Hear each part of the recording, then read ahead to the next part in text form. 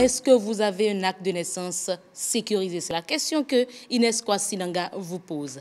Non, je n'ai pas encore un acte de naissance sécurisé. Bien sûr, oui. Je n'ai pas un acte de naissance sécurisé. Non, concernant l'acte de naissance sécurisé, je n'ai pas encore établi ça. C'est parce qu'il n'y a pas de dossier qui me demande ça maintenant. Il attend qu'il y ait une opportunité, un recrutement et qu'on demande l'acte de naissance sécurisé pour qu'il aille courir. Et là, on dit il y a fil. Mesdames et messieurs, nous sommes avec Gervais Loko pour débattre, pour décortiquer tout ceci. Lui, il va nous parler précisément des infractions en matière d'état civil. Gervais Loko, bonsoir. Bonsoir. Lorsqu'on parle d'acte de naissance, quels sont les comportements à éviter en matière d'état civil? Rappelez-nous déjà ce que c'est que l'état civil. L'acte d'état civil, voilà. C'est un acte authentifié par une autorité publique pour constater un événement dont dépend l'état d'une personne dans sa famille ou au sein de la société. Et les actes d'état civil majeurs que nous avons l'acte de naissance qui permet de justifier de l'existence et de la filiation d'une personne.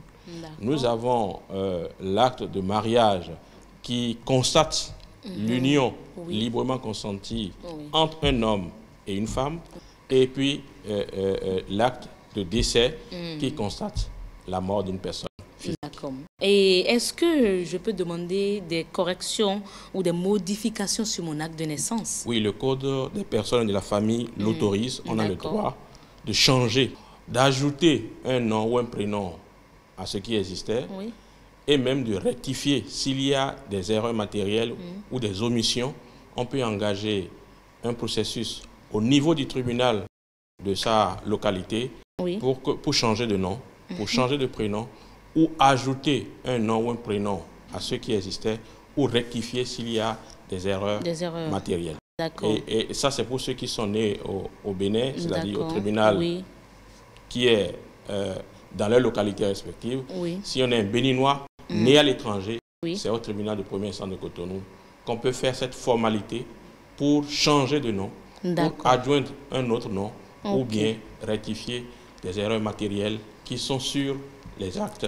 Voilà, mesdames et messieurs, l'expert a expliqué tantôt à quoi sert l'acte de naissance. Mais qu'est-ce que vous faites, vous? Surtout vous qui avez dit que vous n'avez pas encore un acte de naissance sécurisé. Que faites-vous pour l'avoir? Pour établir un acte de naissance sécurisé, il faut se rendre dans les mairies pour en avoir. Le mien, je l'ai fait à l'arrondissement. En réalité, je ne connais pas l'endroit où ils font ça.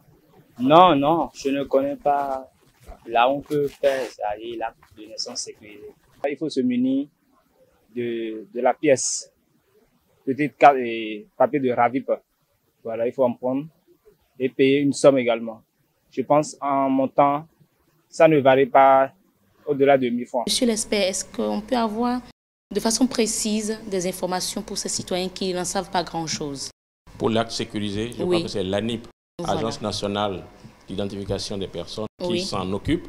Et ce qui est très bien dans ce que nous avons aujourd'hui, c'est que ça peut se faire de sa maison, en ligne, sur le site de l'ANIP ou sur le site de e-service.bj, où on peut se faire établir et se faire délivrer l'acte de naissance sécurisé rien qu'en ligne. Je crois que ça coûte environ 1000 francs. Il y a d'abord tous ces sites-là qui ont été mentionnés également lors de votre intervention. Mais est-ce qu'on peut aujourd'hui connaître les infractions en matière d'état civil? Nous avions défini l'acte d'état civil comme un acte authentifié par une autorité publique. Donc n'importe qui ne peut pas se faire établir son acte de naissance dans n'importe quelle condition. Même pour changer de nom. Pour rectifier, il y a une procédure, nous avons parlé du tribunal. Donc ce n'est pas n'importe qui le fait. Alors, le code des personnes de la famille a prévu un certain nombre de comportements à réprimer en matière d'état civil. Nous allons citer quelques-unes de ces infractions. Le fait par exemple de déclarer un fait d'état civil qui n'a jamais existé.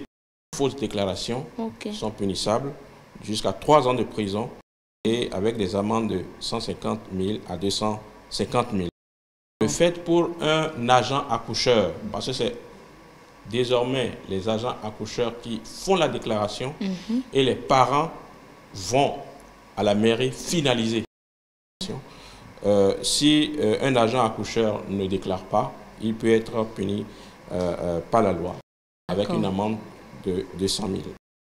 Le fait aussi d'utiliser dans un document officiel adressé à l'autorité publique un nom ou un prénom qui ne figure pas à votre état civil, c'est également une infraction. C'est jusqu'à 3 mois d'emprisonnement, 200 000 francs d'amende. Le fait pour un agent de déclaration de l'état civil de mentionner des informations nominatives du père d'un enfant sans avoir vu l'acte de mariage ou bien la reconnaissance de paternité, c'est à ces 2 conditions qu'un agent de déclaration doit normalement écrire le nom d'un père. Donc, si on ne voit pas l'acte de mariage ou la reconnaissance de paternité, on n'a pas le droit donc d'écrire le nom d'un père, du père d'un enfant sur un acte de naissance. Alors, en matière de mariage, le fait de contracter un mariage sans la dissolution du précédent, ça aussi, c'est une infraction qui peut vous coûter cher. On parlait d'acte de décès. En cette matière aussi, il y a quelques infractions. Le fait d'organiser les funérailles d'une personne sans la déclaration du décès de défunt dans les 15 jours, ça aussi, ça expose dans les 15 jours. 15 jours, c'est-à-dire ceux dont les parents meurent et ils les enterrent sans avoir fait la déclaration du décès, ça expose à une amende jusqu'à 200 000 francs. Le fait aussi d'inhumer une personne dont on ne connaît pas l'identité sans l'autorisation du juge, c'est aussi une infraction qui peut vous coûter cher, jusqu'à 2 ans, à 3 mois de prison et 200 000 francs d'amende. Voilà un peu les infractions que nous avons recensées, non seulement qui concernent l'acte de naissance, mais aussi l'acte du décès ou l'acte de mariage. Merci beaucoup, Gervais Loko, pour toutes ces informations. Merci à vous. À présent, nous allons passer à la rubrique changement de mentalité.